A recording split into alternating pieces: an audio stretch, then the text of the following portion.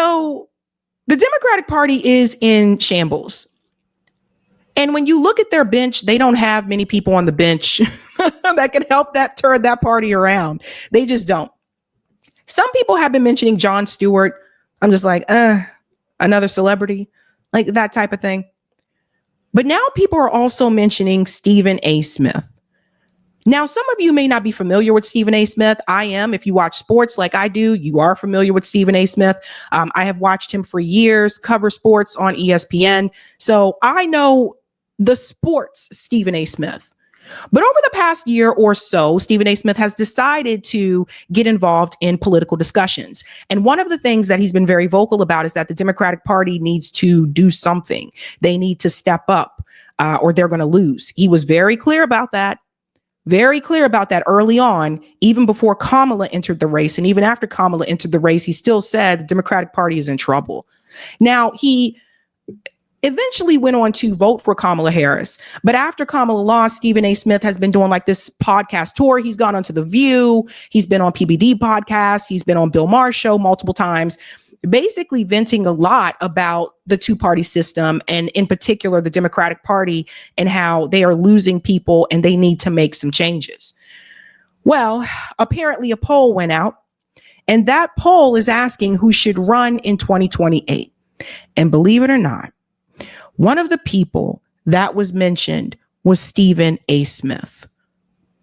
Stephen A. Smith had some words for the Democratic Party again in this segment here titled, Maybe I Should Run. Let's go ahead and get into this. What you have to do if you're the Democratic Party is be center thinking, as in center left.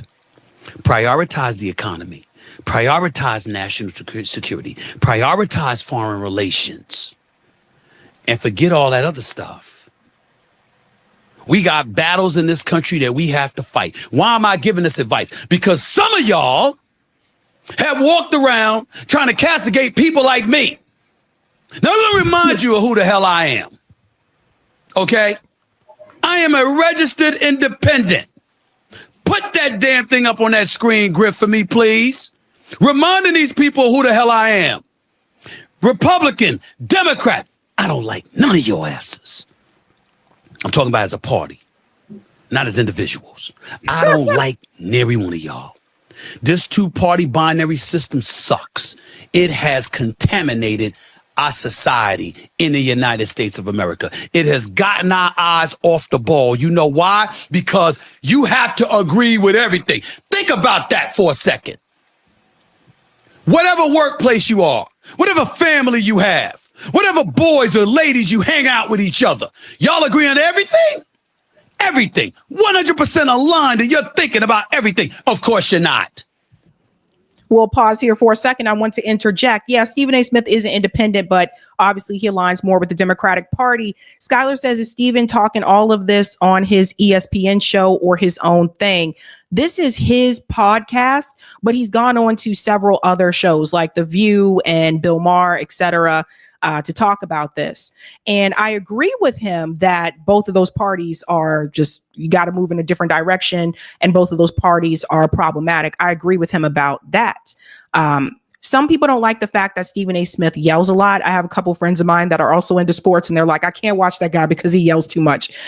So I've heard that as well. But some people look at Stephen A. Smith and they say, he could be the Democratic Party's Donald Trump, like that his voice and his presence, because of the way that he presents himself, they think that maybe he could be that answer. Let's go on a little bit more.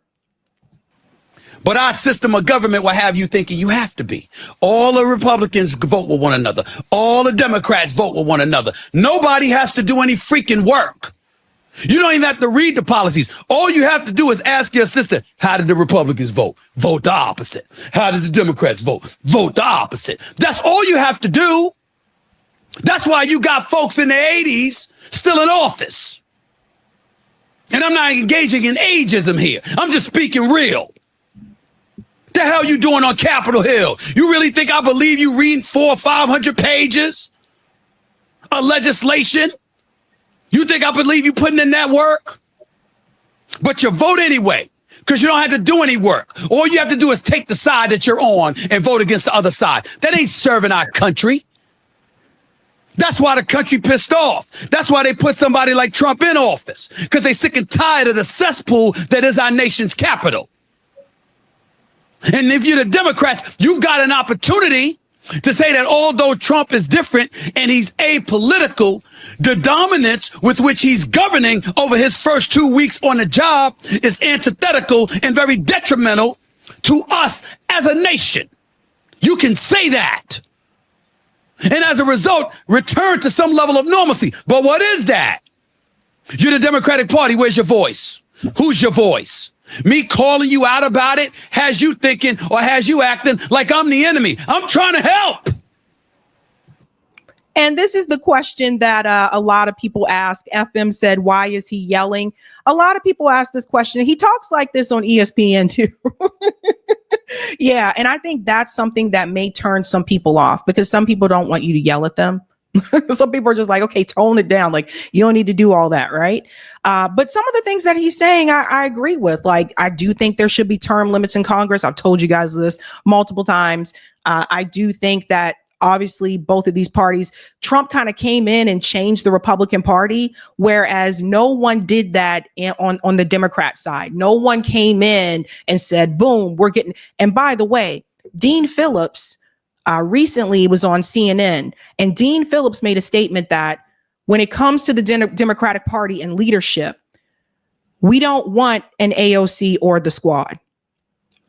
So Dean Phillips is letting everybody know that the party is not moving in that direction, which is why I say that those people should be part of a separate party, because they're not going to move with you, right? But some people think that Stephen A. Smith may be the answer. We're going a little bit more here, and I want to tell you what he says about that poll. I don't want to see you get your ass kicked in another election. I don't want to see you lose in the midterms. I don't want to see you lose 4 years from now in advance with J.D. Vance or Marco Rubio or somebody being the next president of the United States just because they're opposite you. I want the best candidate for the country to win. That cannot happen. That can't happen if you have no voice and you have no face for your party. Okay, so again, that was him, and that's recent, by the way. That was him recently complaining again about the Democratic Party, and now he is responding to that poll result and how he feels about possibly running for president. And wait till I tell you what he says his conditions are. But never in my wildest dreams did I believe that that would translate into me being polled as a presidential candidate for the United States of America. Now, I must tell you, there's quite a few things in life that could have easily shocked me, but it's never had. It's never done that. This is a shocker. I know y'all see me, Fox News one day, CNN the next, MSNBC the next, News Nation the next. You hear me on podcasts, Dave Rubin. You hear me on a radio show like Mark Levin. You see me on a television show like Sean Hannity's show or Chris Cuomo's show, Cuomo on News Nation. You see all of these things, and you hear me talking about politics. I've never considered it political talk. I consider it social commentary. When we're talking about the economy, when we're talking about healthcare, education, immigration, safety in the streets, I consider those to be life-altering issues that every American citizen has the right to feel passionate about, have fervor about, and express themselves about. So I simply looked at myself as doing my civic duty and speaking on these issues. And then lo and behold, some poll comes out, and the poll has me receiving 2% for the presidency of the United States of America. Tim Walz, former VP candidate for the Democratic Party under Kamala Harris, he got 3%. Josh Shapiro, governor for Pennsylvania, he's got some more percentage points. The only person that had double digits was Kamala Harris at 33%. Everybody else was single digits for the 2028 Democratic nomination for the president of the United States of America.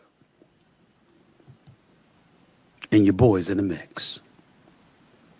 Let me say this. I am flattered. I do totally consider myself unworthy of such a thing.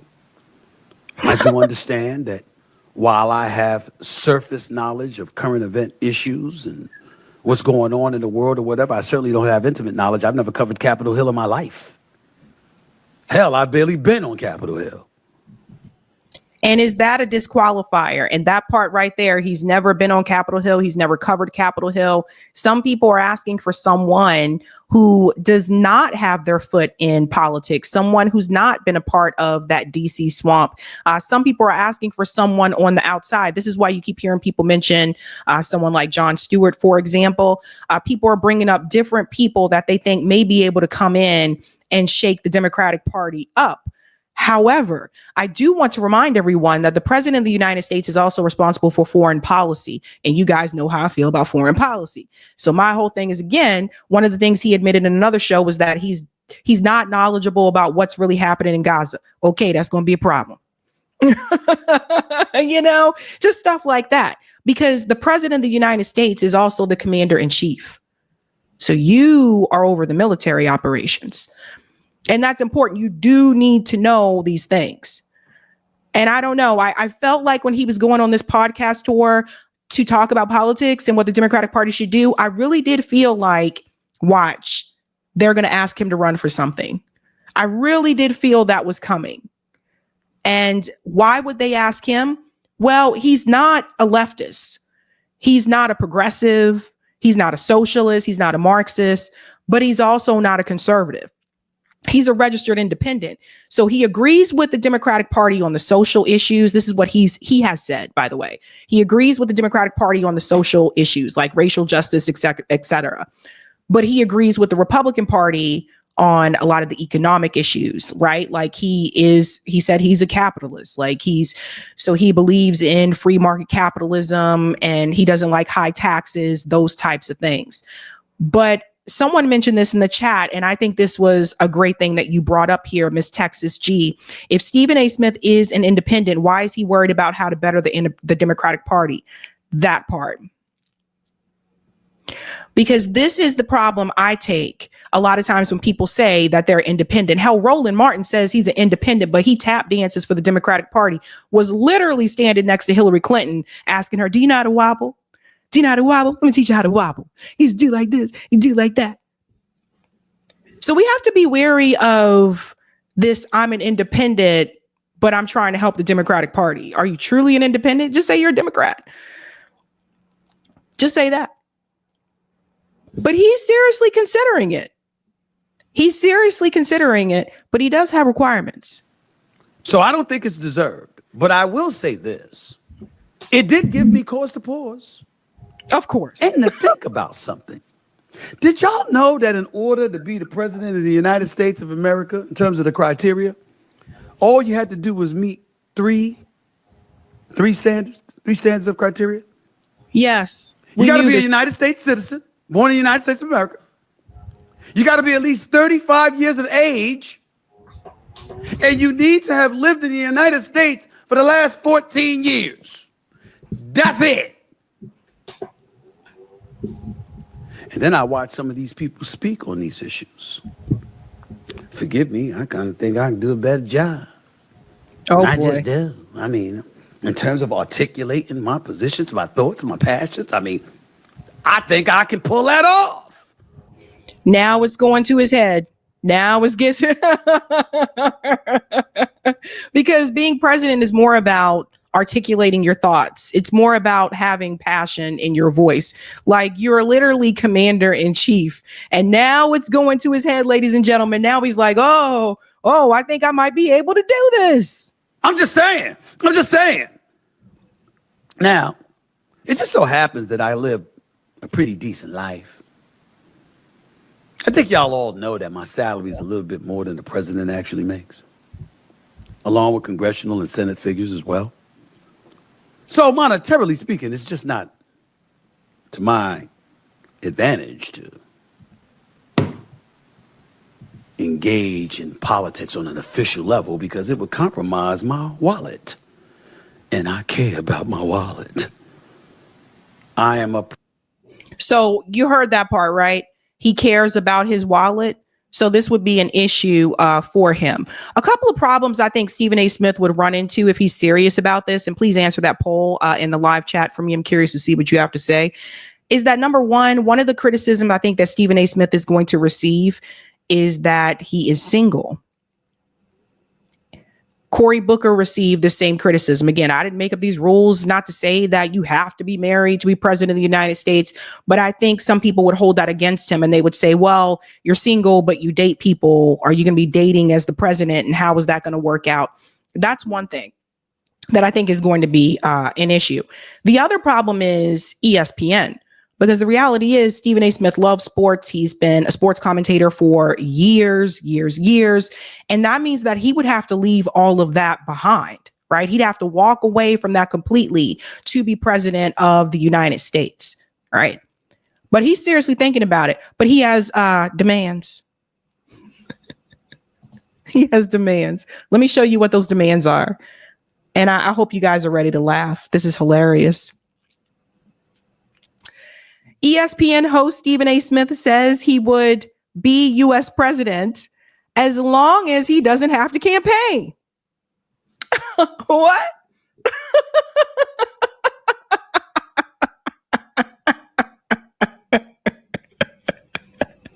Like, I have never heard anything like this before. He'll do it as long as he doesn't have to campaign. ESPN personality Stephen A. Smith told CNBC Sports that he is not interested in campaigning, would be interested in being president. I'm